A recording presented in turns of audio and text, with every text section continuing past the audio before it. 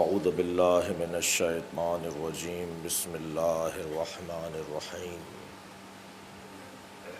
الحمد للہ الذی لا یبلغ مدحتہ القائلون ولا یحصی نعماءہ العادون ولا یعدی حقہ المجتہدون الذي ليس لصفته حد محدود ولا نعت موجود ولا وقت معدود ولا أجل ممدود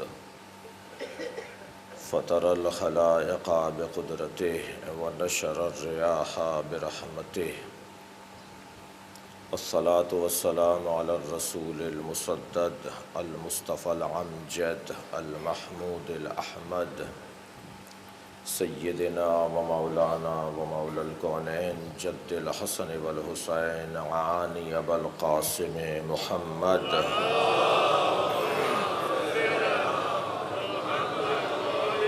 وآلہ الطیبین الطاہرین المعصومین الذین قال اللہ انما یرید اللہ لیذہب عنکم الرجس اہل البیت ویطہرکم تطہیرا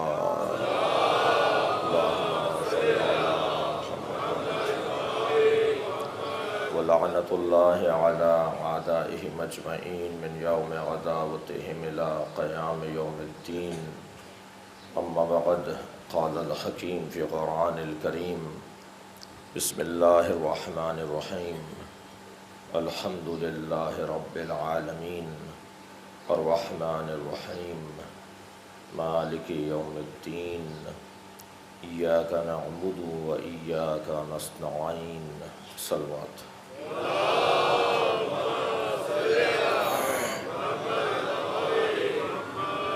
سورہ مبارکہ الحمد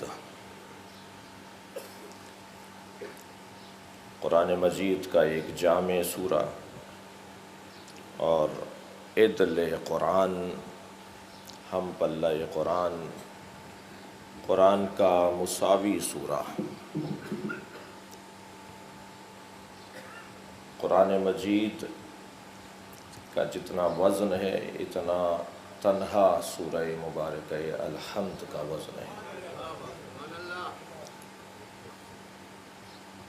اس کا کچھ علاج کیجیے۔ کوئی چیز رکھو۔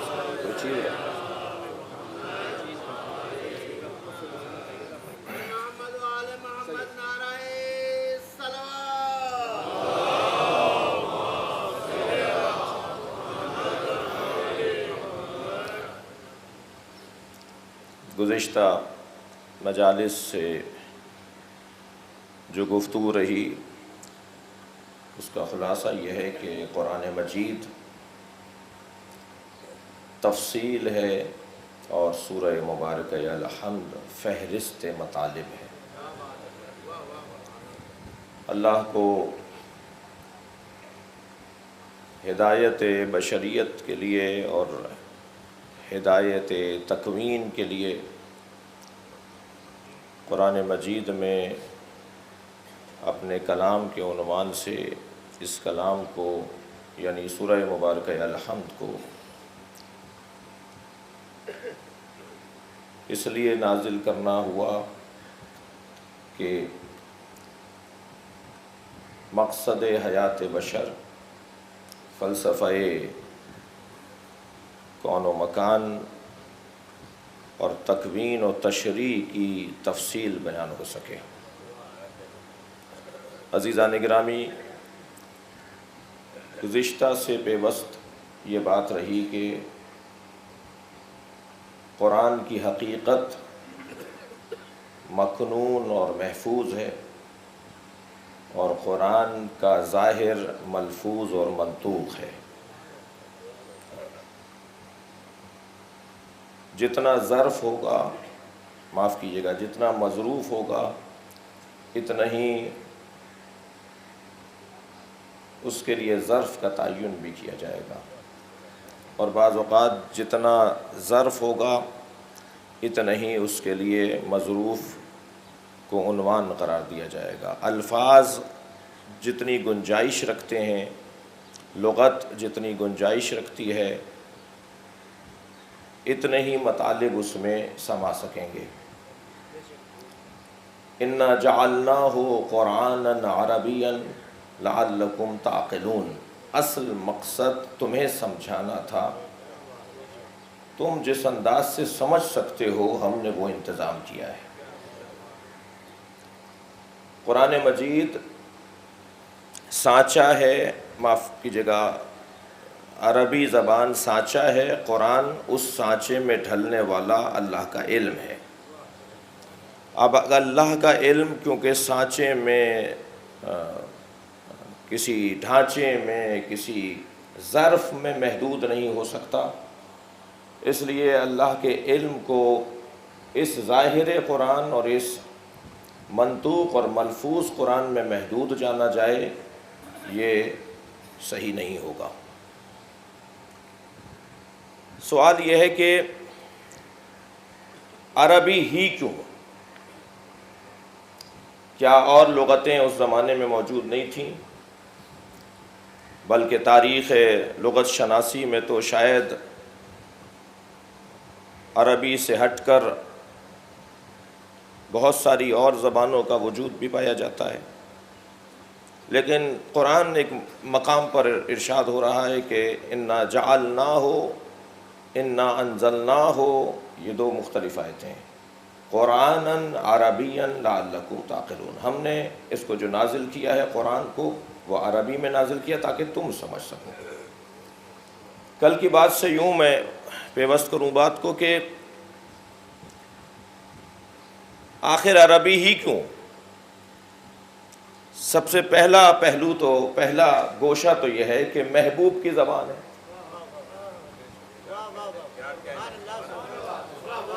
اللہ نے جس کی خاطر پوری کائنات بنائی ہے، اللہ نے جس کی خاطر سب کچھ بنایا ہے، اللہ نے جسے اپنی معرفت کا عنوان اور ذریعہ قرار دیا ہے وہ عربی بولتا ہے۔ اس کے آباء و اجداد عربی بولتے تھے۔ وہ جس گھر میں صلوات پڑھے ذرا محمد و آل محمد،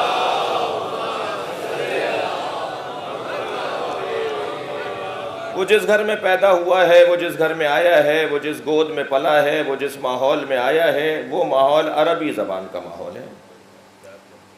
اور یہ تو بڑے بڑے اہل دل کا طریقہ رہا ہے کہ جس سے پیار ہوتا ہے اس کی اداؤں کو بھی پسند کیا جاتا ہے۔ صلوات پڑھ لیں ذرا محمد و آل محمد۔ اس کے طور طریقوں کو، اس کے لباس کو، اس کے حلیے کو پسند کیا جاتا ہے، اس کی زبان کو پسند کیا جاتا ہے۔ اب مکے میں تو کوئی خاص خصوصیت نہیں تھی جو اللہ مکے کی قسم کھا رہا ہے۔ اقسم ھذا البلد، قسم ہے میں قسم کھاتا ہوں اس بلد کی، اس شہر کی۔ کیوں بھائی، کیوں مکے کی قسم؟ وہاں کا تو پانی بھی شاید میٹھا نہیں ہے، وہاں کے روڈ رستے بھی شاید بہت مطلوب نہیں ہیں، وہاں کی آب و ہوا بھی شاید بہت مطلوب نہیں ہے، اس لیے کہ انت حل بہذا البلد، تم اس میں رہتے ہو، اس لیے مکہ قابل قسم ہو گیا ہے۔ صلوات پڑھے محمد و آل محمد۔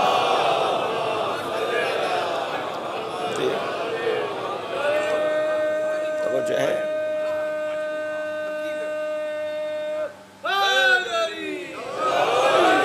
محبوب کی زبان ہے، نبی مکرم کی زبان ہے، اس لیے پروردگار عالم نے ایک سبب، چند سببوں کی طرف توجہ چاہوں گا آپ سے، ایک سبب قرآن کو جو عربی میں اللہ نے نازل کیا وہ یہ کہ محبوب کی زبان، اور محبوب بھی ایسا محبوب کہ میں اگر طالب علمانہ لہجے میں کہوں، اپنے ناقص مطالعے کو ان الفاظ میں ڈھال کر خلاصتاً کہوں کہ اس پوری کائنات میں سوائے محمد کے اللہ کو کوئی نظر ہی نہیں آتا۔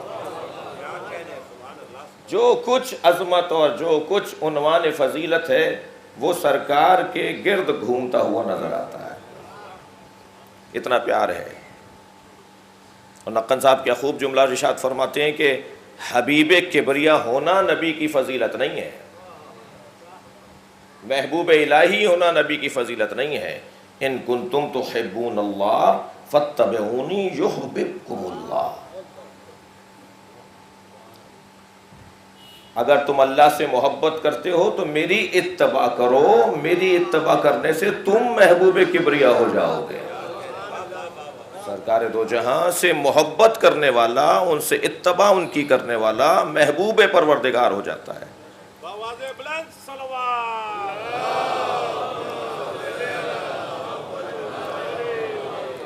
عزیزان گرامی، اگر میں یہ بھی کہتا ہوا آگے بڑھوں کہ اللہ نے اس پوری کائنات میں یا محمد بنائے ہیں یا علی بنائے ہیں، اور یہاں پھر مجھے علامہ نقطن صاحب یاد آ رہے ہیں، ان کی تفسیر بہت ہی جامع تفسیر ہے، ان کے بیانات بہت ہی عمدہ بیانات ہیں۔ اللہ نے اس خطے کو ایک بہت بڑی ایک نعمت سے نوازا تھا۔ فرماتے ہیں کہ یہ جو اللہ شیطان سے پوچھ رہا ہے نا، یا ابلیس ما منعک ان تسجد لما خلقت بیدی، اے ابلیس تجھے اسے سجدہ کرنے سے کس نے روکا تھا جسے میں نے اپنے دونوں ہاتھوں سے بنایا ہے؟ استکبرت ام کنت من العالین، متکبر ہو گیا تھا یا عالین میں سے ہو گیا تھا؟ نقن صاحب فرماتے ہیں کہ عالین جمع ہے علی کی۔ اللہ کہہ رہا ہے تو کیا علیوں میں سے ہو گیا تھا، عالین میں سے ہو گیا تھا؟ جملہ بڑا حسین ہے، فرماتے ہیں یہ ہستیاں جب وہاں ہوتی ہیں تو سب علی ہوتے ہیں، جب یہاں آتے ہیں تو سب محمد ہوتے ہیں۔ صلوات پڑھیں محمد و آل محمد۔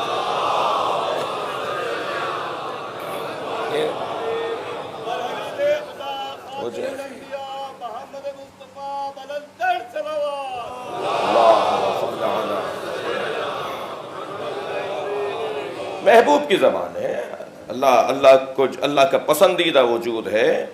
اللہ ان کے ذریعے سے جلوہ کرتا ہے۔ توجہ چاہوں گا اس جملے پر، المتجلی بخلقہ، المتجلی لخلقہ بخلقہ۔ اللہ جلوہ کرتا ہے مخلوق پر مخلوق کے ذریعے۔ تعجب کی بات نہیں ہے، جس کے ذریعے سے جلوہ کرے، جس پر جلوہ کرے، وہ دونوں برابر ہیں، وہ ہم جیسے ہیں۔ ان کی کوئی فضیلت نہیں ہے جن کے ذریعے سے اللہ جلوہ کر رہا ہو، اور جن پر جلوہ کر رہا ہو ان کے ذریعے سے وہ سب ایک جیسے ہیں۔ محبوب کبریا، محبوب کی زبان ہے عربی، میرا نبی عربی میں بات کرتا ہے، اور شاید نبی کی زبان عربی ہے اس لیے اہل جنت کی زبان بھی عربی ہے۔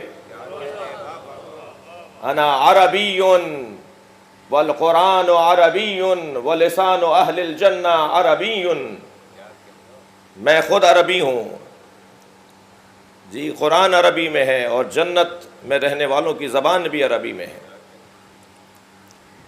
بہت سارے مطالب اور مفاہیم مدرسے کے ہیں عزیزان گرامی، صرف یہاں فہرستوار عرض کرنا چاہوں گا کہ محسوسات اور مدرکات کا بلا فاصلہ اور بلا واسطہ اگر تعلق ہے تو وہ قلب سے ہے، قلب سے، عقل سے نہیں، قلب سے۔ فؤاد، قلب، عقل، یہ مختلف مفاہیم ہیں۔ جتنی بھی چیزیں ہم درک کر رہے ہیں، ان کا جو ڈائریکٹ بلا واسطہ تعلق ہے وہ قلب سے ہے۔ پذیرش ہوگی تبھی تو عقل تک بات پہنچے گی، پسند کیا جائے گا تبھی تو کہیں اور دوسرے مرحلے میں داخل ہوگا، اس کی طرف التفات اور توجہ ہوگی، احساس ہوگا، اس کا خیال ہوگا، تبھی وہ دوسرے مرحلے میں داخل ہوگا۔ مدرکات اور محسوسات کا جو تعلق ہے وہ قلب سے ہے، اور قلب الہی ہے۔ لہذا جیسے ہی ہمارا عزیز اس دنیا سے جاتا ہے، اسے تلقین عربی میں سنائی جاتی ہے، وہ سمجھ رہا ہوتا ہے، وہ سمجھ رہا ہوتا ہے کہ کیا مجھے کہا جا رہا ہے، کیا مجھے سمجھایا جا رہا ہے۔ ایک پیغام تو یہ۔ دوسرا مفہوم، دوسرا ہدف اور مقصد وہ یہ کہ تفاہم اور تعقل عمومی کے لیے عربی زیادہ رسا زبان ہے۔ اس کے الفاظ کثرت کے ساتھ ہیں، ایک لفظ کے کئی معنی ہیں، اس کے بستر معانی بہت اس کا وسیع ہے۔ لہٰذا ایسی زبان کا انتخاب کرنا تھا جو زبان زیادہ جامعیت اور وسعت رکھتی ہو۔ اتارنا تو ہے، زبان میں اتارنا ہے، الفاظ میں اتارنا ہے، اس کو الفاظ کے سانچے میں ڈھالنا ہے، کون سی لغت کا استعمال کیا جائے، کون سے الفاظ کو، کون سی زبان کو لیا جائے۔ جامع ترین زبان جس کے الفاظ زیادہ ہیں، جس کے ہاں مفاہیم زیادہ پائے جاتے ہیں۔ ایک اور علت کہ پروردگار عالم کا طریقہ اور دستور یہ رہا ہے کہ ہر قوم میں اس زبان والے نبی ہی کو مبعوث وہ کرتا ہے۔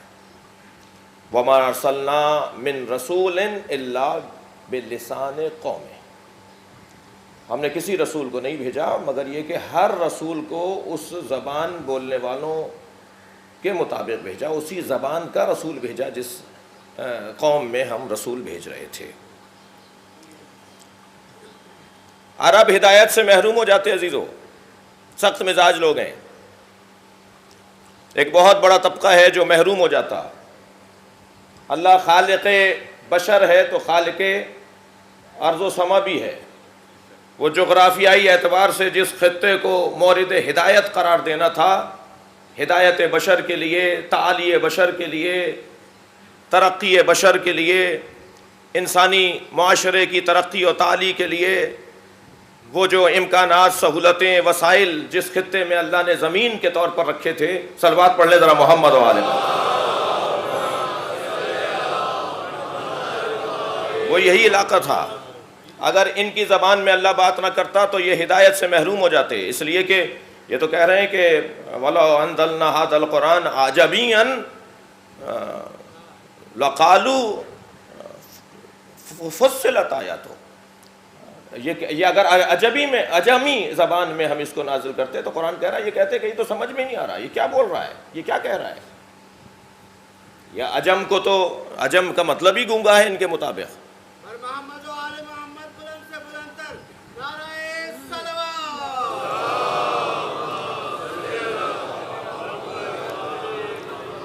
لہٰذا اس زبان میں ڈھالنے کا ایک مقصد اور ایک ہدف یہ ہے۔ سر سید احمد خان ان کو شاید لقب دیا گیا تھا، ویسے تو تقوی سید تھے وہ، یہ رضوی اور تقوی سید تھے۔ انہوں نے اس خطے کے اندر جو انگریزی زبان کو رائج کیا، وہ اس خطے کے لیے ایک بہت بڑا کارنامہ تھا ان کا۔ ایک دروازہ کھولا انہوں نے مغرب کی طرف، ایک دروازہ کھولا انہوں نے مثلاً انگریزی زبان سمجھنے اور سمجھانے والوں کی طرف، اور وہ دروازہ ہی نہیں بلکہ وہاں سے جو وہاں کی تعلیم ہے، وہاں کے جو کارنامے ہیں، صنعتیں ہیں، وہاں کے جو علمی عنوانات ہیں، ان کے لیے ایک دروازہ انہوں نے کھولا، اور اس وقت میں ان کے لیے مشکلات کا بھی سامنا انہیں کرنا پڑا، البتہ بڑے باذوق شمار کیے گئے ہیں۔ اہل ادب اور اہل تاریخ اس کو زیادہ بہتر محسوس کریں گے۔ کئی واقعات ان کے مثالی واقعات ہیں، میں بہت زیادہ ان پہ نہیں رکوں۔ کسی نے ان سے پوچھا کہ اگر آپ سقیفے میں ہوتے تو علی کو ووٹ ڈالتے یا کسی اور کو آپ رائے دیتے؟ تو اپنی ریش مبارک پر ہاتھ پھیرتے ہوئے کہنے لگے ہم خود امیدوار ہوتے۔ بہت کھلے دماغ کے تھے، بہت ساری چیزیں ان کے اوپر روشن تھیں۔ البتہ ہماری مظلومیت یہ ہے کہ بہت سوں پہ بہت سی چیزیں واضح اور روشن ہوتی ہیں، مگر ہمارے قافلے میں ملنے کے لیے جرأت ہر ایک میں نہیں ہوتی ہے۔ صلوات پڑھیں ذرا محمد و آل محمد۔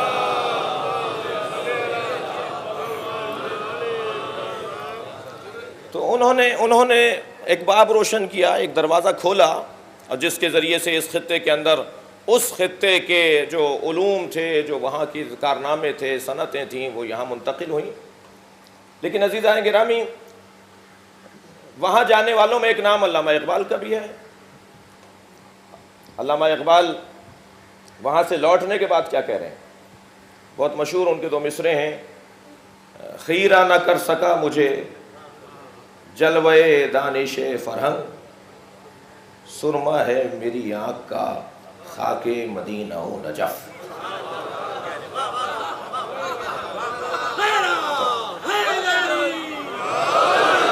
اب وہاں سے لوٹنے، اب یہ طے کرنا ہے کہ جس زبان، وہ بہت بڑا کارنامہ تھا، میں اس کی ویسے بھی اہل بیت کا چاہنے والا کسی زبان کی مخالفت نہیں کر سکتا۔ اہل بیت سے متعلق علوم کا متلاشی واقعی طالب علم کسی زبان کی مخالفت نہیں کر سکتا، اور اس وجہ سے بھی نہیں، مولائی تو اس وجہ سے بھی نہیں کر سکتا کہ میرے مولا امام حسن فرماتے ہیں کہ اگر مشرق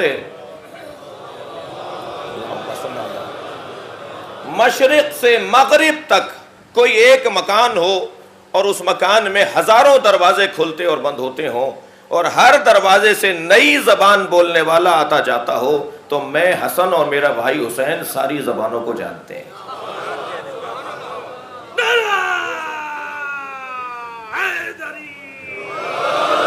لہذا کسی بھی خاص طور پر اہل بیت سے وابستہ، اس دروازے سے وابستہ افراد کو کسی طور بھی کسی زبان کی مخالفت نہیں کرنی۔ زبان کی مخالفت کرنا ویسے بھی معقول نہیں ہے، ایک علمی باب کو بند کر دینے سے کے مترادف ہے۔ لیکن تھوڑا سا مقایسہ کر لیجئے کہ ہمارے نزدیک جتنی اہمیت انگریزی کو ہے، کیوں کہ بھئی وہاں کے علوم، وہاں کے کارنامے، وہاں کی کتابیں اس خطے سے یہاں منتقل ہوں، وہاں کی جو دانش ہے، وہاں کا جو انداز ہے، لیکن جن کے پاس قرآن ہو، جن کے پاس نہج البلاغہ ہو، جن کے پاس صحیفہ سجادیہ کی 54 دعائیں ہوں جو مکمل ضابطہ حیات ہے، جن کے پاس ذخیرہ علمی اس درجے پر ہو، کیا سبب ہے کہ ہماری توجہ عربی پر نہیں ہے؟ ہمیں ایک فورم پر بلایا گیا، بادل ناخواستہ وہاں گئے، رائے لے رہے تھے کہ کیسے بہتر نظام حکومت چلایا جائے۔ تو مختلف آراء تھیں، مفتی تقی عثمانی صاحب بھی تھے، مفتی منیب الرحمان صاحب بھی تھے۔ تو بہت ساری باتوں میں ایک بات میں نے گزارش کی تھی، چھوٹا سا آدمی ہوں، طالب علم ہوں، میں نے گزارش کی تھی کہ پاکستان کا نظام تعلیم، نصاب تعلیم اردو میں ہونا چاہیے۔ چین، جاپان، ایران، سعودی عرب، یہ مغربی ممالک، یہ اپنی اپنی علاقائی زبان میں اپنے طالب علموں کو پڑھا رہے ہیں، اور آپ دیکھیں صنعت کی دنیا میں، علمی دنیا میں یہ کسی سے کم کیا شاید اس وقت سربراہی کر رہے ہیں۔ ان تمام ترقی یافتہ ممالک میں ان کے علاقائی زبان میں تعلیم دی جاتی ہے۔ انگریزی بولنے کا مطلب ہے نا، وہ 3 مہینے میں سیکھ لے گا طالب علم۔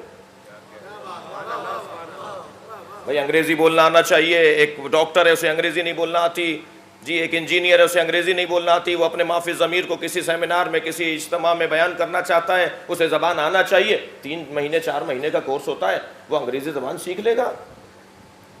لیکن ہمارا طالب علم بات کو سمجھنے کے لیے فاصلوں کا شکار ہوتا ہے، رکاوٹوں کا سامنا کرتا ہے۔ وہ پہلے انگریزی زبان میں کتاب کو پڑھے، لیکچر کو سنے، پھر اپنے ذہن کے اندر اس کو ترجمہ کرے، پھر سمجھے۔ ہم ابھی پتہ نہیں کس یعنی بعض اوقات تو محسوس ہوتا ہے کہ ہمیں احساس ہی نہیں ہے کہ کس انداز سے مملکتوں کو ترقی دی جاتی ہے۔ بڑے فخر سے بعض افراد وہ مختلف زبانیں بولتے ہیں، مگر ان کا لہجہ فخر محسوس کرتے ہیں، معاف کیجیے گا، توتلا کے بولنا، ٹیڑھا منہ کر کے بولنا، بڑی فخر کی بات ہے کہ صاحب یہ انگریزی بول رہے ہیں۔ حتیٰ بعض افراد ہمارے دوست فارسی بول رہے ہوتے ہیں تو وہ اسی لہجے میں بات کر رہے ہوتے ہیں۔ نہیں عزیزان گرامی، زبانوں سے متاثر ہونا کوئی کارنامہ نہیں ہے، اور جن کے پاس عربی جیسی زبان ہو، جن کے پاس لسان قرآن ہو، جن کے پاس لسان پیغمبر ہو، انہیں چاہیے کہ اس پہ غور کریں۔ مگر شاید سبب ایک یہ بھی ہے کہ توجہ نہیں ہے، توجہ نہیں ہے۔ قرآن مجید میں 78,000 الفاظ استعمال ہوئے ہیں۔ اتفاق سے وہ میں 3 جلدیں ساتھ لے کر آیا ہوں ایک چیز دکھانے کے لیے آپ کو۔ قرآن مجید میں مجموعی طور پر 78,000 الفاظ استعمال ہوئے ہیں، جن میں اکثر الفاظ صیغہ بدل کر، کبھی فعل ماضی ہے، کبھی فعل مضارع ہو گیا، کبھی امر ہو گیا، کبھی حال ہو گیا، کبھی مصدر بیان ہو رہا ہے، جی لفظ وہی، مثلا قتل جو ہے وہ مصدر ہے، کبھی قاتل فعل امر استعمال ہوا ہے، کبھی یقتلو استعمال ہوا ہے، کبھی قاتلو استعمال ہوا ہے۔ مگر قاف، تا اور لام، یہ اصلی لفظ تو یہ ہے، اصلی لفظ جیسے قاف تا لام ہے، یا ذہبہ ہے، زال، ہا، با، یہ 78,000 حروف الفاظ استعمال ہوئے ہیں. بعض الفاظ، توجہ چاہوں گا، بعض الفاظ تکرار ہوئے ہیں 10 مرتبہ بھی. لہذا صرف اور صرف 766 الفاظ ہیں جنہیں یاد کرنا ہے. صلوات پڑھیں ذرا محمد و آل محمد. اور میں نہیں سمجھتا کہ یہ 3-4 مہینے سے زیادہ کا کوئی کورس ہوگا. 766 الفاظ. ذرا جواد زیدی دکھائیے مجھے یہ کتابیں. یہ الحمدللہ کون کہتا ہے ہمارے یہاں عرب قرآن کے اوپر کام نہیں ہوا. ایک کام یہ ترجمہ و مفاہیم قرآن کریم، یہ 3 جلدوں میں کام ہوا ہے ہمارے یہاں. البتہ یہ میرے پاس ایک ہی نسخہ ہے، میں صرف دکھانے کے لیے لایا ہوں. میری کوئی دکان نہیں ہے. صلوات پڑھیں ذرا محمد و آل بے عنوان مثال. صرف 766 الفاظ، 766 الفاظ ہمیں یاد کرنے. ہمیں قرآن سمجھ میں آنے لگے گا، ہمیں ترجمے کی ضرورت نہیں ہے. مگر توجہ چاہوں گا اور ہماری توجہ ہوگی تو انشاءاللہ اس بات کی طرف ہم راغب بھی ہوں گے. عربی زبان محبوب کی زبان ہے، مولا علی کی زبان ہے، جناب زہرا کی زبان ہے، آئمہ کی زبان ہے. لہٰذا ہم سے زیادہ شاید ہی کسی کو پیار ہونا چاہیے. اسے سیکھنے کی ضرورت ہے. اللہ نے اسے پسند کیا ہے. عزیزان گرامی، یہ جو عربی میں قرآن نازل ہوا ہے، اس قرآن کی جاذبیت ہی یہ ہے کہ اس میں فصاحت و بلاغت کے تمام قوانین کو نہ صرف تلاش کیا جا سکتا ہے بلکہ مرتب کیا جا سکتا ہے. بعض اوقات قانون پہلے بنایا جاتا ہے، مصادیق بعد میں تلاش کیے جاتے ہیں. قرآن وہ کلام ہے جس سے قانون بنتا ہے. حتیٰ الفاظ کے جو اعراب ہیں وہ قرآن کو دیکھ کر قانون بنایا جائے گا. میں ایک جملہ کہوں، اگر قرآن نہ ہوتا تو عربی ختم ہو گئی ہوتی. قرآن نے عربی کو زندگی عطا کی ہے. اب اسی جگہ لے لیجئے آپ، ایک فصاحت و بلاغت کے باب میں ایک بہترین عنوان ہے کہ جب غائب سے مخاطب کی طرف توجہ کرنا مطلوب ہو تو اسے علم بدی میں التفات کہتے ہیں. اب اسی آیہ کریمہ کو لے لیجئے، الحمدللہ رب العالمین،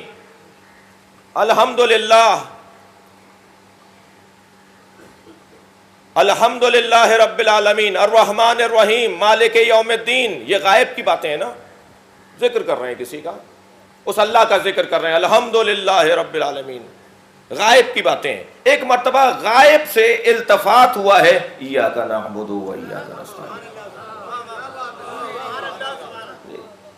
توجہ فوراً مخاطب کی طرف ہو گئی. یہ غائب سے مخاطب کی طرف ایک دم کیسے آ گئے؟ اسے علم بدی میں التفات کہا جاتا ہے کہ جب کوئی چیز ذہن پر غالب آ جائے تو وہ یہ سوچتا ہے کہ میں اس سے دور کہاں ہوں، یہ تو میرے سامنے ہے. وہ جو عالمین کے لیے رب ہے، وہ جو رحمان اور رحیم ہے، جو مالک یوم الدین ہے، پھر فوراً کہتا ہے ایاک نعبد و ایاک نستعین. عزیزان گرامی، ذرا محسوس کیجئے گا کہ عقیدہ توحید کی 2 قسمیں علماء علم کلام نے بیان کی ہیں، توحید نظری اور توحید عملی. توحید نظری کیا ہے؟ توحید نظری عقیدے کو کہتے ہیں اور توحید عملی اس عقیدے کے نتیجے کو کہتے ہیں. الحمدللہ رب العالمین الرحمن الرحیم مالک یوم الدین، یہ تمام توحید نظری کے پیغامات ہیں. حمد ہے اس اللہ کے لیے جو عالمین کا رب ہے، جو رحمان بھی ہے، رحیم بھی ہے، جو مالک بھی ہے یوم الدین کا. یہ نظریہ ہے، عقیدہ ہے. اس عقیدے کا خود بخود ایک نتیجہ آنا ہے، ایاک نعبد و ایاک نستعین. یہ خود بخود ہے. ذہن عالی میں ہے کہ عقیدہ اور عمل یہ ایسے آپس میں جڑے ہوئے ہیں کہ کسی کے کہنے سے یہ علیحدہ ہوں گے نہیں. بہت سے لوگ اپنے آپ کو دھوکہ دے رہے ہوتے ہیں کہ جی ہمیں عقیدہ کافی ہے، ہمیں عمل کی ضرورت نہیں ہے. یہ بات معقول نہیں ہے. یہ ہو نہیں سکتا کہ عقیدہ ہو اور عمل نہ ہو. ہاں یہ طے ہے کہ عقیدہ اصلی ہے، مگر عقیدہ کافی ہے یہ محاورہ ٹھیک نہیں ہے. ہمارے اعمال کے لیے عقیدے کو اصلی ہونا ظاہر ہے، جتنا پختہ عقیدہ ہوگا اتنا ہی پختہ عمل ہوگا، جتنا بہتر نظریہ ہوگا اتنا ہی بہتر عمل ہوگا، جتنا اچھا خیال ہوگا اتنا ہی بہتر عمل ہوگا. عقیدے کا اچھا ہونا نتیجہ دے گا کہ عمل خود بخود اچھا ہو جائے. نہیں ہو سکتا. یہ ایک لفظ میں وہ جو لفظ بولتے ہیں نا آٹومیٹک، خود بخود، خود کار. یہاں آپ نے کوئی چیز دکمہ کوئی بٹن دبایا وہاں خود بخود روشنیاں بلب روشن ہو گئے. خود بخود کا مسئلہ ہے. اور پھر اہل بیت کے چاہنے والے تو یہ والی بات میں ایک بات آئی ہے تو عرض کر رہا ہوں، اہل بیت کے چاہنے والے اس بات کے اوپر زیادہ اصرار نہیں کریں گے. ہمارے پاس اہل بیت کے جتنے فضائل کے عناوین ہیں وہ سب اہل بیت کے عمل کی وجہ سے ہیں. میرے مولا علی کے شجاعت کی اگر بات آ رہی ہے تو وہ میدان جہاد ہے. ذوالفقار کا اگر تذکرہ آ رہا ہے، لا فتح الا علی کی اگر بات ہو رہی ہے، لا سیف الا ذوالفقار کی اگر بات ہو رہی ہے، اکفر و بعد الایمان یا رسول اللہ. سرکار نے پوچھا کہ جب سب چلے گئے تو تم کیوں نہیں گئے میدان احد میں؟ تو حضرت نے فرمایا کہ کیا میں ایمان کے بعد کفر اختیار کر لیتا؟ یہ جو شجاعت حیدر کرار کا تذکرہ ہے، جو مولا علی کی بہادری کی بات ہے، جو میدان میں اتر کے مولا علی اپنے عمل کو پیش کر رہے ہیں، یہ عنوان فضیلت علی بن ابی طالب ایک عمل ہے. اور کس میں ڈسٹرب ہو رہا ہوں آپ کے اس کو آئندہ ٹھیک کیجیے.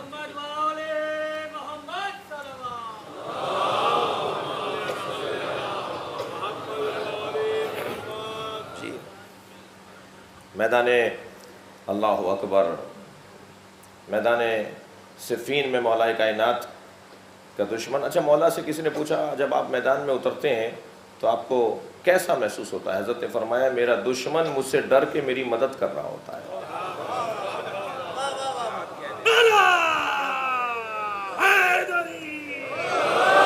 اور علی بن ابی طالب جامع الازداد ذات، ایک حسین باب ہے.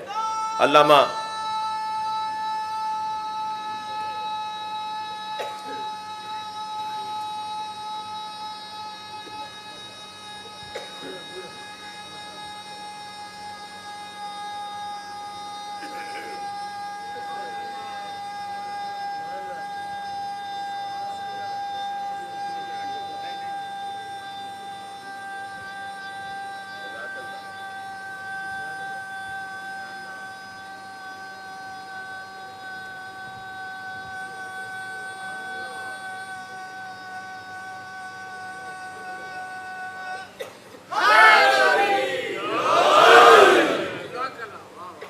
ایک جنگ میں میرے مولا علی کے دشمن کی تلوار ٹوٹ گئی. بڑا حسین واقعہ ہے. تو علی تو کسی نہتے پہ ہاتھ اٹھاتے نہیں ہیں.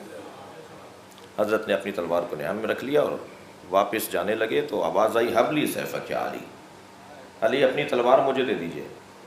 مولا نے ایک لمحہ نہیں لگایا، اپنی تلوار اس کے حوالے کر دی اور مولا علی کی تلوار کو تان کر علی کے قریب آ رہا تھا. اور جیسے جیسے وہ مولا کے قریب آ رہا تھا علی کے چہرے کا اطمینان اسے مارے ڈال رہا تھا. تلوار تان کے کہنے لگا کوئی اپنے قاتل کو تلوار دیتا ہے؟ اب حسین جملہ مولا علی کا سنیں. حضرت فرماتے ہیں پہلے قاتل تھا پھر سائل ہو گیا تھا. علی سے مانگنے والا خالی ہاتھ نہیں جاتا. یہ کردار جو شجاعت کا کردار ہے، یہ عنوان شجاعت اور عنوان بہادری مولا علی کی ایک عمل ہے. آپ ذرا غور فرمائیں، من کنت مولا فہذا علی مولا، تمام عقائد امامیہ پر غالب عقیدہ. وہ ایک حج سے جڑا ہوا ہے. حج کا ذکر نہیں ہوگا، میدان غدیر کا ذکر نہیں ہوگا. نبی حج سے لوٹ رہے ہیں تب کہہ رہے ہیں علی میں جس کا مولا ہوں علی اس کا مولا ہے. یہ بھی ایک عمل سے جڑا ہوا ہے. حالت رکوع میں زکوٰۃ دی ہے جس پر آیہ ولایت نازل ہوئی، وہ بھی نماز اور رکوع سے جڑا ہوا ہے. اہل بیت کی شان میں پورا سورہ دہر نازل ہوا ہے، سورہ انسان نازل ہوا ہے۔ وَيُطْعِمُونَ الطَّعَامَ عَلَىٰ حُبِّهِ، جنہوں نے اللہ کی محبت میں کھانا کھلایا ہے، وہ بھی روزے رکھے تھے، افطار کر رہے تھے۔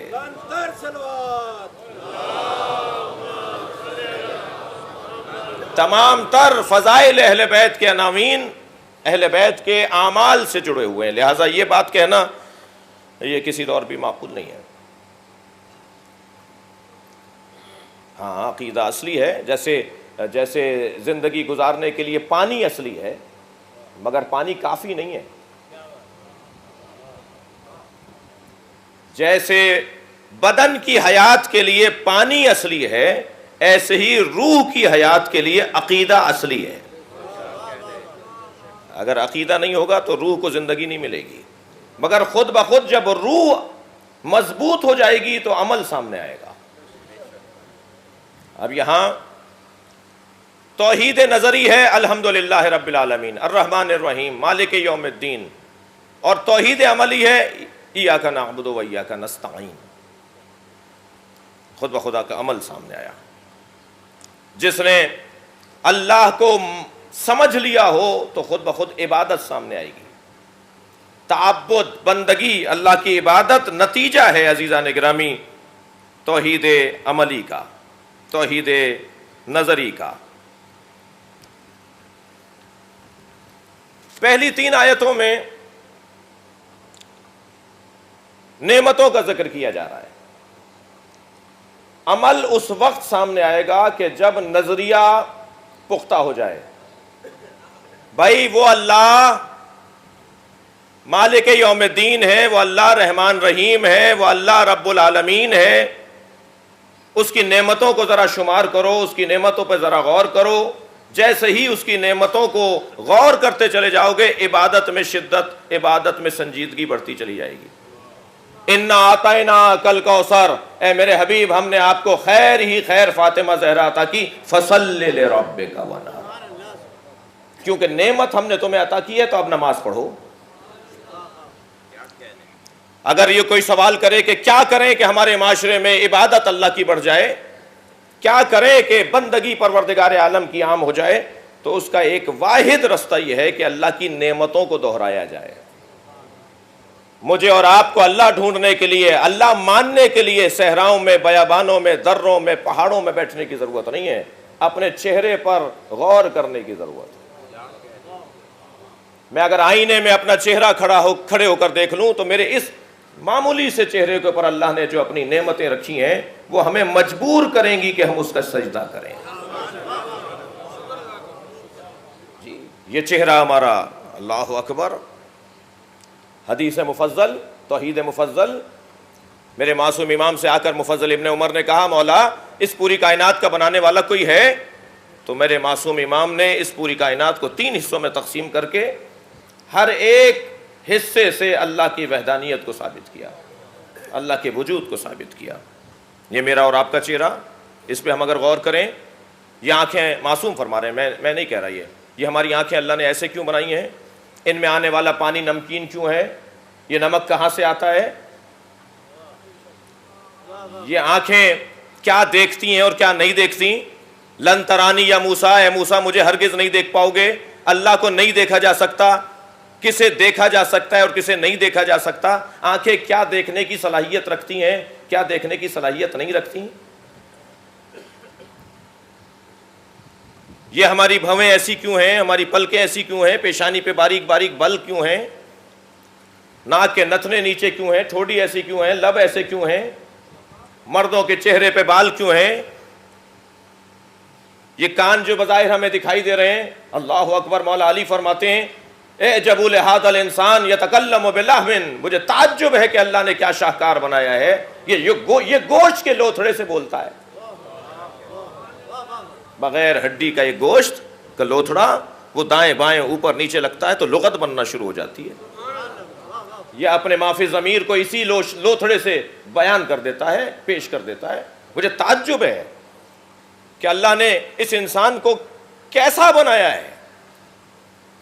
ڈاکٹروں کا اجتماع تھا عزیزو، سیمینار میں خطاب تھا، اب کیا کریں، بدن کے اوپر بات کریں گے تو ڈاکٹروں کو زیادہ بہتر محسوس ہوگا، اور مولوی کا کام بدن پر بات کرنا یہ تو ڈاکٹر کا کام ہے، لیکن مولا علی کی حدیث بیان کرنا تو ہمارا کام ہے۔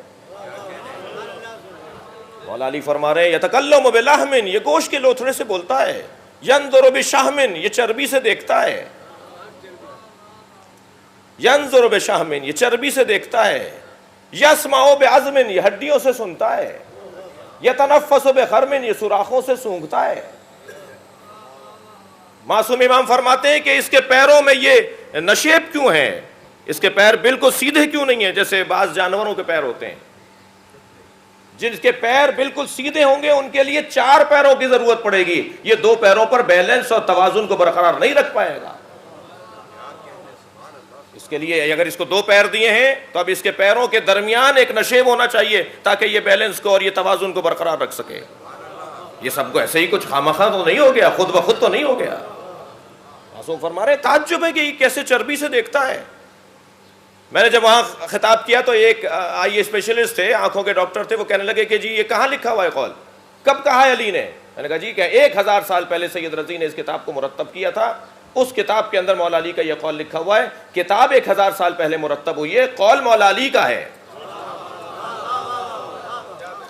کبھی بات ہو نہج البلاغہ پر، نہج البلاغہ کی جو سید رضی نے سند نہیں لکھی، اعتراض کرنے والوں نے، شبہ ڈالنے والوں نے اعتراض کیا کہ سند ہی نہیں ہے، حدیث ہے تو سند ہونی چاہیے۔ سید رضی نے سند اس لیے نہیں لکھی کہ سند لکھنے کی ضرورت نہیں تھی، کلام بتائے گا کہ علی کا کلام ہے۔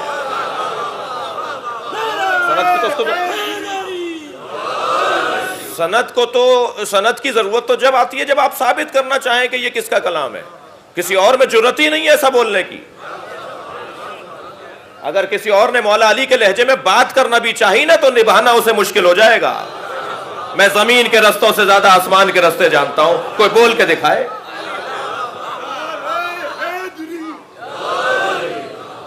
آسمانوں کی بات ہو رہی ہے جی، آسمانوں کی خلقت کی بات ہو رہی ہے، فرشتوں کی قسموں پر بات ہو رہی ہے۔ فرما رہے ہیں کہ فرشتے اللہ نے اتنی قسموں میں تقسیم کیے ہیں، کچھ ہیں جو یہ کر رہے ہیں، کچھ ہیں جو وہ کر رہے ہیں۔ فخر الدین رازی کہتے ہیں کہ بعد از خدا و رسول فرشتوں کے بارے میں سب سے اچھا بیان علی کا ہے جی۔ میخائیل رمضان ایک عیسائی نہج البلاغہ پڑھنے والا لکھتا ہے کہ میں نے 100 مرتبہ نہج البلاغہ کو پڑھا ہے، ہر مرتبہ پڑھنے پہ ایسا لگتا ہے جیسے پہلی دفعہ پڑھ رہا ہوں، اور آخر میں کہتا ہے میں نے علی کا کلام پڑھ کر یہ سوچا کہ یہ ساری کائنات یا اس نے بنائی ہے یا اس کے سامنے بنی ہے۔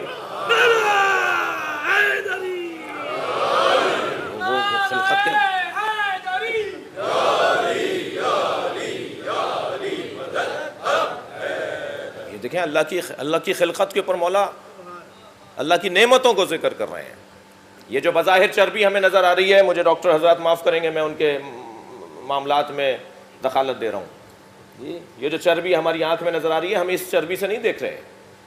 یہ جو بیچ میں ایک سم کی بال کی طرح، معاف کیجیے گا، ایک جی اس کے درمیان ایک ڈاٹ ہے، ایک نقطہ ہے، اس کے پیچھے ایک چربی ہے جس سے ہم دیکھ رہے ہیں۔ یہ جو کان نظر آ رہے ہیں ہم ان کانوں سے نہیں سنتے۔ اگر منبری مزاح قابل قبول ہو تو بعض اوقات تو ہم ان کانوں سے چلتے ہیں، جس کا یہ ایک کان کا یہ جو کان ظاہری کان ہے، یہ اگر جس کا ایک نہیں ہوتا اس کا بیلنس بگڑ جاتا ہے۔ یہ ہمارے بدن کو بیلنس میں رکھنے کے لیے بھی ہمارے اللہ نے یہ کان قرار دیے ہیں۔ ہم ان کانوں سے نہیں سنتے، اس کا کام تو آوازوں کو کھینچنا ہے اور اندر پہنچانا ہے۔ 3 باریک باریک ہڈیاں ہیں جو آپس میں بجتی ہیں۔ وہ صاحب کہنے لگے، ENT اسپیشلسٹ کہنے لگے کہ یہ قول کب کہا ہے علی نے؟ 1400 سال پہلے۔ اس وقت میں مشینیں نہیں تھیں اندر کے احوال کو جاننے کے لیے۔ یہ بولنے والا بتا رہا ہے کہ اس کے سامنے بہت کچھ بنا ہے، اس نے بنتا ہوا دیکھا ہے تمام معاملات کو۔ اسی چہرے پر ہم غور کر لیں۔ یہ ہماری انگلیاں، مولا صادق فرماتے ہیں کہ اگر یہ پوروے نہ ہوتے تو تم کسی چیز کو گرفت میں نہیں لے سکتے تھے۔ اللہ نے تو ہر ایک کو علیحدہ بنایا ہے۔ عجیب تمنائیں ہیں، عجیب آرزویں ہیں بہت سے لوگوں کی کہ نبی ہم جیسے ہیں۔ تم جو ایک جیسے ہو ایک جیسے نہیں ہو۔ ہر ایک کو ذات کردگار نے علیحدہ علیحدہ بنایا ہے۔ یہ اس کی خلقت کا کرشمہ ہے کہ دنیا میں ہر آنے والا نیا ہے، ہر آنے والا علیحدہ ہے۔ اسی چہرے پہ غور کر لیں۔ ایک صاحب کہنے لگے جی آپ کے عقیدے ہمیں سمجھ میں نہیں آتے، نئی نئی باتیں ہیں آپ کے ہاں، نرالی باتیں ہیں، جمہور مسلمین سے ہٹ کر سوچتے ہیں آپ لوگ، سارے مسلمان ایک بات سوچ رہے ہوتے ہیں، آپ علیحدہ ہٹ کے سوچ رہے ہوتے ہیں۔ شاید یہ ہماری تعریف ہو رہی ہے۔ کمال تو یہی ہے نا کہ علیحدہ ہٹ کے سوچیے آپ، جو سب سوچ رہے ہیں وہی سوچیں گے تو کون سا کارنامہ ہوا؟ جی ہمارے امام جب ظہور فرمائیں گے تو حضرت کی عمر 40 سال کی ہوگی، کہنے لیجئے ایک اور نئی بات، یا تو ہماری ہی بات مان لیجئے کہ وہ 40 سال پہلے دنیا میں آئے ہوں گے، جو آپ 1150 سال سے کہہ رہے ہیں کہ ان کی ولادت ہو چکی ہے، تو آپ کہہ رہے ہیں وہ 40 سال کے ہوں گے، یہ کیسے ممکن ہے؟ ہم نے کہا جی 1150 سال پہلے ان کی ولادت ہوئی تھی، مگر جب ظہور فرمائیں گے تو 40 سال کے ہوں گے۔ کہنے لگے تضاد ہے یہ، ہم نے کہا نہیں تضاد نہیں ہے، عین حقیقت ہے۔ کہ یہ کیسے ممکن ہے؟ میں نے کہا حضور آپ کی عمر کتنی ہے؟ کہنے لگے جی 70 سال کا ہوں۔ میں نے کہا ذرا اب آپ اپنے چہرہ انور کو ذرا آئینے میں جا کے دیکھیے، 70 سال پہلے جب آپ دنیا میں آئے تھے تو ماں کے شکم سے آپ سر کے بال بھی لے کر آئے تھے، پلکوں اور بھووں کے بال بھی لے کر آئے تھے، مگر آج تک آپ نے سر کے بال اگر نہ کاٹے ہوتے تو ایڑیوں تک آ گئے ہوتے، لیکن آج تک آپ نے پلکوں اور بھووں کے بال نہیں کاٹے۔ ایک کی عمر بڑھ کر بتا رہی ہے اللہ بڑھاتا ہے، ایک کی عمر رک کر بتاتی ہے اللہ روکتا ہے۔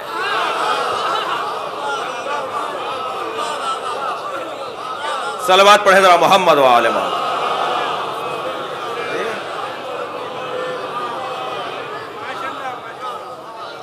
ایک ہی طرح کی غذا کھا رہے ہیں، ایک ہی بدن پہ اس کے مختلف اثرات ہیں، ایک ہی غذا کے اثرات بدن پہ مختلف ہیں۔ یہ اللہ کے نظام کا کرشمہ ہے۔ جتنی نعمتوں کے اوپر کیا اس نے ہمیں نعمت عطا نہیں کی، اس کی نعمتوں کی گنتی ہمارے لیے ممکن نہیں ہے۔ ہم چھوٹی چھوٹی اپنی چیزوں پر ہی غور کر لیں تو اس کی نعمتیں ایک کتنے، معاف کیجئے گا میں اپنے کم سن ساتھیوں کے لیے کہہ رہا ہوں، کتنے مہنگے ہیں ہم۔ کوئی ہم سے کہے یہ انگوٹھا دے دو 1 کروڑ روپے میں، یہ انگلی دے دو 2 لاکھ روپے میں، پورے بدن کی ذرا قیمت مادی تو لگائیے، اربوں خربوں روپے کا تو ہمارا بدن ہے، ہم اپنا بدن دینے کو تیار نہیں ہے، اپنے بدن کے اعضاء دینے۔ کتنا اللہ نے قیمتی بنایا ہے ہمیں۔ ہمارا یہ انگوٹھا اگر کٹ جائے تو ان 2 انگلیوں سے تو ہم بٹن نہیں لگا سکتے، اتنے مجبور ہیں۔ صرف اس انگوٹھے کا اللہ نے کتنا کردار رکھا ہے ہماری زندگی کے اندر، اس کی نعمتوں کو کہاں تک شمار کریں گے؟ آنکھ کیونکہ چربی کی اللہ نے بنائی ہے، چربی کو سڑنے سے بچانے کے لیے نمک چاہیے، لہذا آنسو نمکین ہے۔ صلوات پڑھیں ذرا محمد و آل محمد۔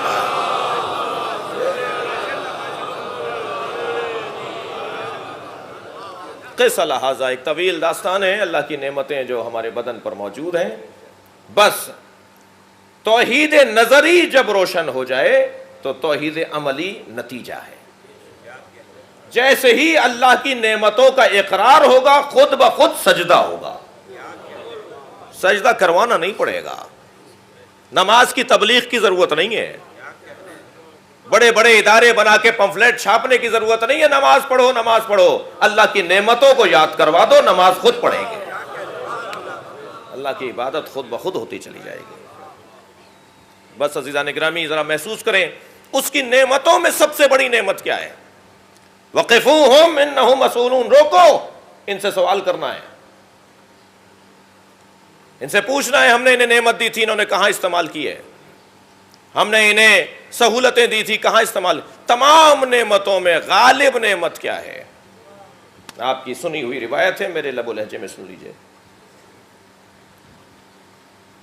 حضرت ابو حنیفہ فرماتے ہیں کہ اللہ قیامت میں ہمیں روکے گا، پوچھے گا کہ میں نے تمہیں جو روٹی دی تھی، میں نے تمہیں جو پانی دیا تھا، میں نے تمہیں جو رزق دیا تھا، وہ تم نے کیسے استعمال کیا، کیوں کر استعمال کیا؟ معصوم امام نے فرمایا کہ اگر تمہارے گھر کوئی دعوت پر آ جائے تم اسے کھانا کھلاؤ اور پھر کچھ مدت کے بعد وہ تمہیں ملے اور تم اپنے آپ کو پہچانوانے کے لیے اسے کہو کہ ہم وہی ہیں جس نے تمہیں روٹی کھلائی تھی، تو سب مذمت کریں گے یا نہیں تمہاری؟ روٹی کھلا کے یاد دلا رہے ہو، کھانا کھلا کے یاد دلا رہے ہو، یعنی تمہارے لیے تو یہ شایان شان نہیں ہے کہ تم روٹی کھلا کر کسی کو یاد دلاؤ. یہ اللہ کے لیے کیسے شایان شان ہے کہ قیامت میں کہے گا میں نے تمہیں رزق دیا، میں نے تمہیں پانی دیا، میں نے تمہیں آٹا دیا، میں نے تمہیں. یہ مادی نعمتوں کو اللہ قیامت میں نہیں گنوائے گا. فرمایا ہم اہل بیت کی محبت کا سوال ہے. کہتا ہوں کہ دنیا کے پاس مادی نعمتوں کی بارش ہو، ذخیرہ ہو، سمندر ہو، اور محبت اہل بیت نہ ہو. کس کام کی وہ نعمتیں؟ کیا فائدہ ان نعمتوں کا؟ کیا فائدہ اس دولت کا جو دولت اہل بیت کی محبت کے بغیر ہو؟ میں آپ کے لیے دعا گو ہوں. میں میرے بزرگ بیٹھے ہوئے ہیں، میری شخصیات تشریف فرمائے، ہماری قوم کی مصروف ترین لوگ بیٹھے ہوئے ہیں. اس مجلس کا رنگ ہی کچھ مختلف ہے. اس دروازے پر آپ کا بیٹھنا یہ مطلوب ہے اہل بیت کو. کمال تو یہی ہے نا کہ مصروفیت میں سے وقت نکال کر اہل بیت کی یاد میں کچھ لمحات گزارے جائیں.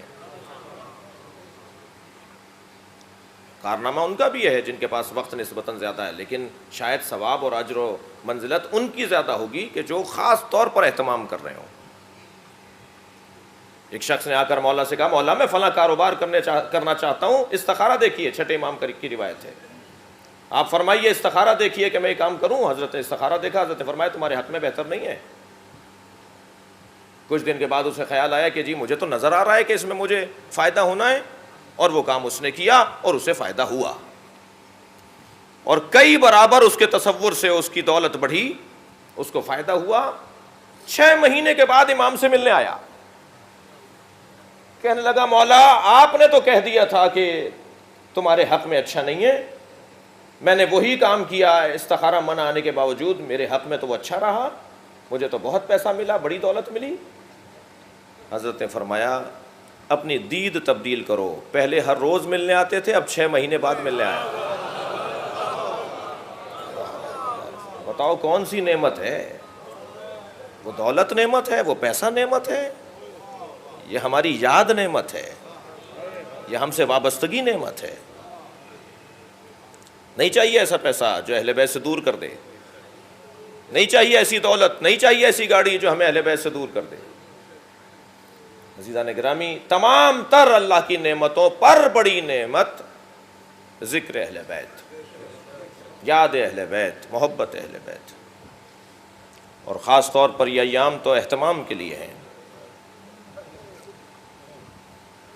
محرم کا چاند نمودار ہوتا تھا تو اہل بیت کے گھر سے رونے کی آوازیں بلند ہو جاتی تھیں.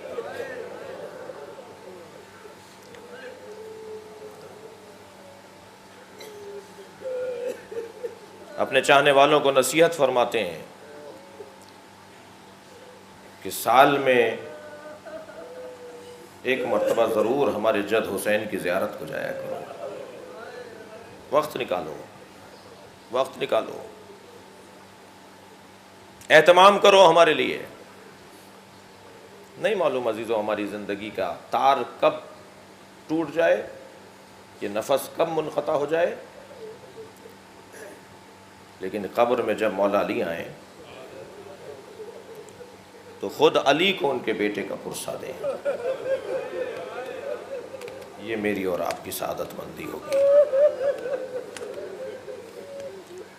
شرمسار نہ ہوں علی کے سامنے. آپ رو رہے ہیں، شرمسار نہ ہوں فاطمہ زہرا کے سامنے. خاتون قیامت ہیں.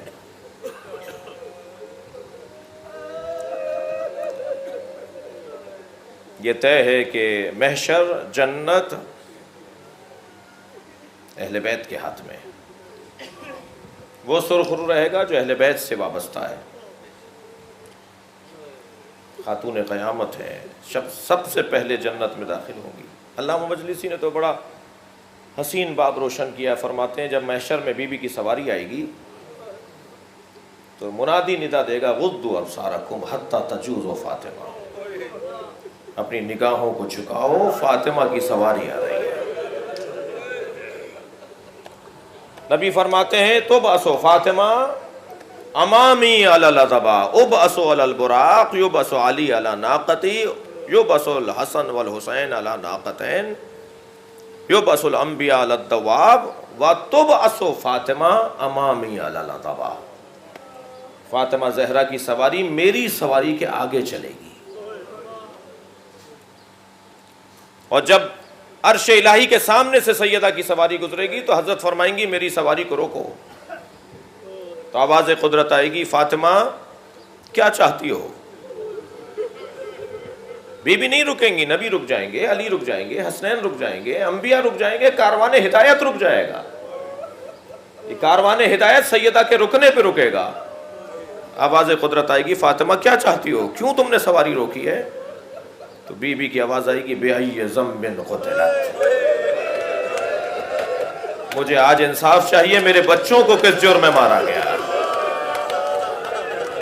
اجرکم اللہ، اجرکم اللہ، تکلف کر کے نہیں روئیں گے عزادارو، آپ کی آوازیں بلند ہیں، آئمہ اس کا خاص اجر و ثواب قائل ہے۔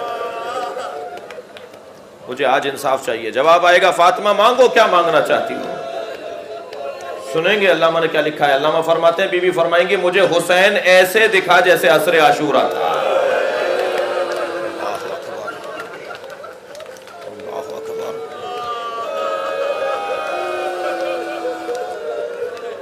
علامہ لکھتے ہیں کہ نبی مکرم فرمائیں گے فاطمہ برداشت نہیں کر پاؤ گی۔ بی بی کی آواز آئے گی بابا میں اہل محشر کو بتانا چاہتی ہوں میرے ساتھ کیا ہوا ہے۔ فرماتے ہیں وسط محشر کی زمین کو بلند کیا جائے گا اور آواز قدرت آئے گی ھذا حسین۔ وسط محشر کی زمین بلند ہوگی، چاروں طرف محشر میں اہل محشر ہوں گے اور آواز آئے گی وہ حسین۔ سب اس جانب دیکھیں گے تو منظر کیا ہوگا سنیں گے۔ منظر وہ ہوگا جب حسین گھوڑے سے گر رہے تھے۔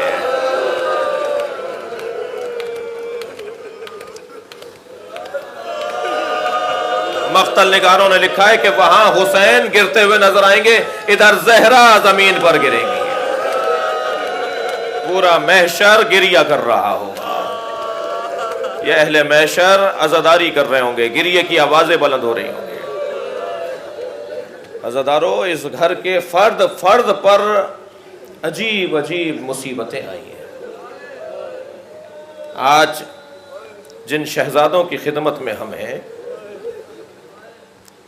چلیے ان کی مادر گرامی کو یاد کریں۔ عزادارو کربلا میں 9 مائیں ہیں جنہوں نے جنازے اپنے بچوں کے دیکھے ہیں۔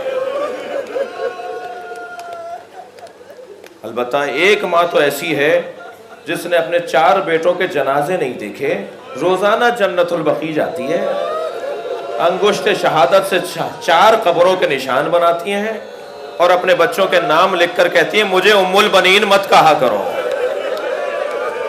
اس لیے کہ ام البنین تو بیٹوں کی ماں کو کہا جاتا ہے۔ میرے وہ بیٹے کہاں رہے جن کی میں ماں ہوں؟ ان 9 ماؤں میں ایک ماں زینب کبریٰ، بڑا جگر ہے اس ماں کا، بڑا حوصلہ ہے اس ماں کا۔ 3 سال کا سن ہے جناب زینب کا۔ نبی روزانہ دروازے پر سیدہ کے دروازے پر آ کر سلام کرتے ہیں، السلام علیکم یا اہل بیت النبوہ ومعدن الرسالہ ومختلف الملائکہ۔ 3 سال کا سن ہے جناب زینب کا۔ جیسے ہی سرکار نے آ کر سلام کیا اہل بیت نبوت کو، بی بی دروازے پر آ گئی، نانا سلام۔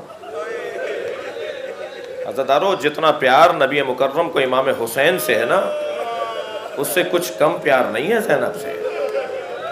آگے بڑھ کے جناب زینب کی پیشانی کا بوسہ لیا۔ زینب تم دروازے پر کیوں کر آئی ہو؟ فرمایا نانا میں نے رات کو خواب دیکھا ہے۔ میری ماں زہرا نے کہا ہے نانا آ رہے ہیں، ان سے خواب کی تعبیر پوچھو۔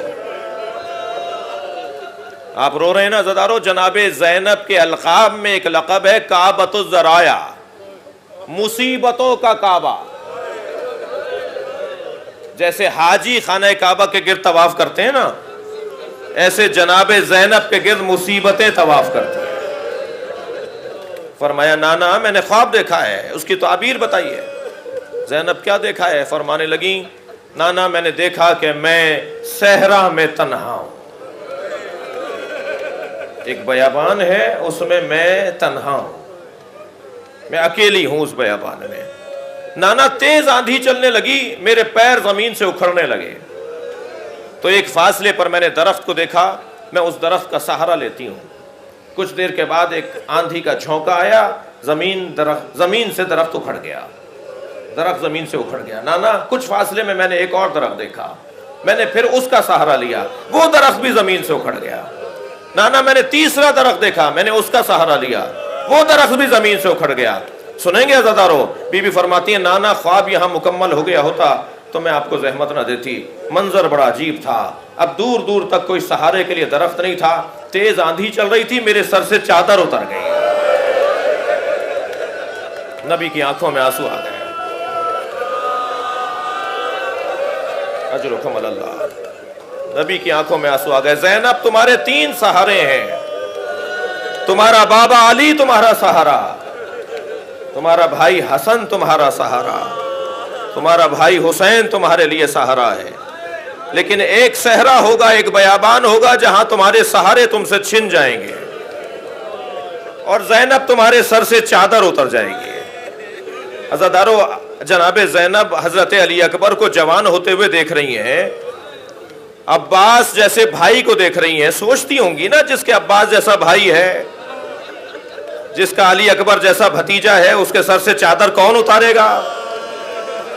اللہ کرے آپ شام جائیں اور جناب زینب کی زیارت کا شرف پائیں۔ جناب زینب کبریٰ کی زری کی جب آپ زیارت کریں تو زیارت نامے کا پہلا ہی صفحہ ضرور پڑھیے گا۔ اس صفحے پہ لکھا ہے سلام ہو اس بیوی پر جب 11 محرم بے کجاوا اونٹ پر بٹھائی جا رہی تھی تو نہر کی طرف رک کر کے کہہ رہی تھی وہ عباس کہاں ہے جس نے مدینے میں مجھے سوار کروایا تھا۔ اجرکم اللہ، اجرکم اللہ۔ جناب زینب کے دونوں شہزادے امام حسین کی خدمت میں آ کے کھڑے ہو گئے۔ ماموں ہمیں قربانی کا، ہمیں فداکاری کا موقع عطا فرمائے۔ کسی بھائی کے لیے بڑا سخت ہے کہ اس کی بہن کے بچے، فرمایا جاؤ اپنی ماں زینب کے پاس چلے جاؤ۔ کچھ دیر کے بعد پلٹے، ہماری ماں کہتی ہیں کہ کیا علی اکبر کی شہادت کے بعد جاؤ گے؟ جاؤ، جا کر اپنے ماموں پر اپنی جان قربان کرو۔ عزادارو، یہ مقتل میں نے نہیں پڑھا مگر میں نے بزرگ علماء سے سنا ہے کہ جناب زینب کو امام حسین نے بلا کر کہا زینب اپنے ان بچوں کو محفوظ رکھو۔ فرمایا بھیا کل قیامت میں اگر ماں زہرا نے پوچھ لیا میرا حسین مارا جا رہا تھا،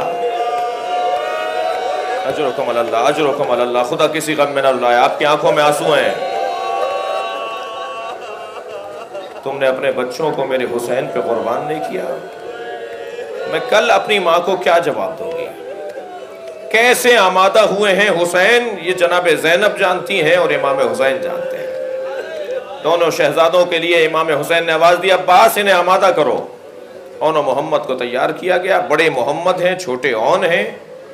میں اس بحث میں مبتلا نہیں ہو رہا کہ جناب زینب کے ان فرزندان کی نسبت جناب حضرت عبداللہ ابن جعفر کی کون سی زوجہ سے محمد تھے اور جناب زینب سے اون تھے، لیکن مرثیہ زینب نے دونوں بچوں کا پڑھا ہے۔ ہم اس بحث میں مبتلا نہیں ہو رہے، جناب زینب نے ماتم دونوں بچوں کا کیا ہے، یہ بھی آپ سنتے جائیں گے کہ کہاں ماتم کیا ہے۔ بڑا حوصلہ تھا اس ماں کا، سارے رستے ننھے ننھے سر، بچوں کے سر برابر سے گزرتے تھے، زینب چہرہ موڑ لیتی تھی، اپنے بچوں پہ گریہ نہیں کرتی تھی زینب۔ کیوں؟ اس لیے کہ اگر زینب روئیں گی تو رباب کے لیے کون سہارا بنے گا؟ اگر زینب کی آنکھوں میں ام لیلا نے آنسو دیکھ لیے، یہ تو علی کی بیٹی ہے، یہ فاطمہ کی بیٹی ہے، سارے رستے اپنے بچوں پر گریہ نہیں کیا۔ حتیٰ جب شام سے رہائی کے موقع پر یہ سر آئے ہیں نا تو جناب زینب آگے نہیں بڑھ رہی تھی، تو کسی عورت نے کہا تھا شاید ان کی ماں مر گئی ہے، اس وقت کہا تھا میں زندہ ہوں، میں نے اپنے بھائی پر انہیں قربان کر دیا۔ اجرکم اللہ، اجرکم اللہ۔ بس عزادارو آپ نے گریہ کر لیا، مجلس ہو گئی ہے۔ جب اون و محمد کے لاشیں لے کر آئے ہیں نا امام حسین، تو حضرت اون میں دم تھا۔ گنج شہیدہ میں لے جا کر لاشوں کے درمیان جب لا کے لٹایا ہے تو امام نے فرمایا بہن زینب کو بلا کر لاؤ۔ تو جناب زینب کو جب دیکھا گیا تو پیشانی سجدے میں تھی اور شکر الہی ادا کر رہے تھے۔ شکرن شکرا، شکرن شکرا، یا اللہ تیرا شکر ہے، تو نے میری قربانی کو قبول کر لیا۔ آواز آئی زینب تمہیں حسین بلا رہے ہیں۔ آ کر بیٹھی اپنے بچوں کے قریب، فرمایا زینب اون میں ابھی دم ہے، تمہیں پکار رہا ہے، تمہیں یاد کر رہا ہے۔ آگے بڑھ کر ایک ماں نے اپنے بچے کا سر اپنی گود میں لیا، جیسے ہی ماں کی گودی کی گرمی حضرت اون نے پائی فوراً آنکھیں کھول دی۔ اماں کے چہرے کی طرف دیکھ کر ایک ہی سوال کیا، حل وفیت امی، اماں کیا ہم نے وفاداری کا حق ادا کر دیا؟ اب آپ ہم سے راضی ہو؟ اماں جب مدینے واپس جائیے گا بابا کو سلام کہہ دیجئے گا، ان دونوں بچوں نے وفاداری کا حق ادا کیا۔ ماتم حسین، یا حسین۔